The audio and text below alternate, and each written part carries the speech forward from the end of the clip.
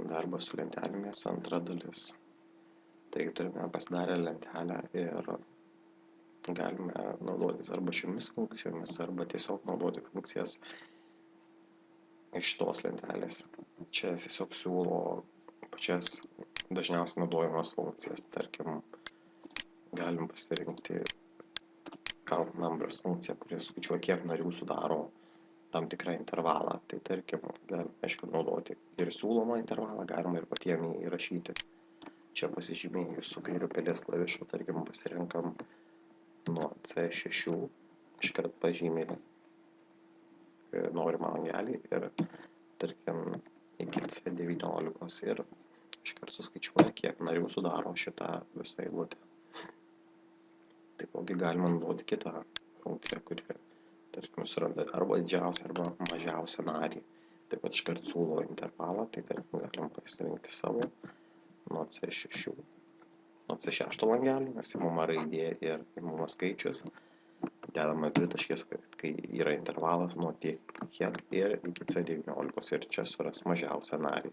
Šiuo atveju turėtų būti 3. 3 ir yra.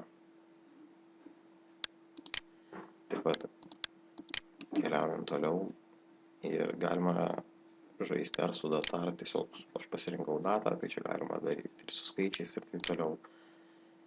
Tai čia, tarkim, galima įvesti datą, tarkim, bus 1 mėnesio, 1 diena.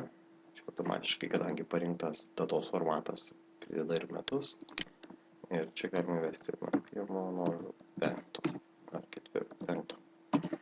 Ir, tarkim, čia skirtumas, galim, čia parodys, tarkim, pasirinkta yra skirtumo funkcija, tai parodys, kiek dienų yra skirtumas nuo 1 iki 5 dienos. Tai galima imtis, aišku, funkciją, galima ir patiem įrašyti, dedamas lygų ženklas, kad bus naudojama kokia nors funkcija, tai įmama G5 langelis ir atimamas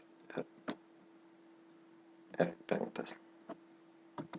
Ir gaunasi skirtumas 4 dienos, aišku, galima centruoti tekstą. Ir, aišku, patiem ten galima įrašinėti, ar tai dienos, ar tai tam tikrą formatą ir taip toliau. Aišku, čia dar pamiršau paminėti, kad galima, tarkim, pritaikyti visiems langeliam, ar tai sumą, ar tai skaičių ir pritaikyti tam tikrą formatą, kad, tarkim, įrašo čia ir automatiškai prideda valiutą. Tarkim, norite pasirinkti kokią nors Lietuvos. Ar tai gali pasirinkti trumpuoju formatu arba ilguoju ir surasime. Ir pasirinkame LT ir iš karto visiems langeliam pritaikys LT, tarkim. Ir taip patogu, tarkim, sudarant kokias nors lenteles, kur skaičiuojamos sumos, pritaikomas visiems langeliam galėtų formatas ir jau automatiškai pritaikomas LT. Aišku, dar galima keisti spalvas, stilių, kaip tik tai norima. Ir čia, tarkim, jeigu pinigai, pritaikomas tam tikras stilius.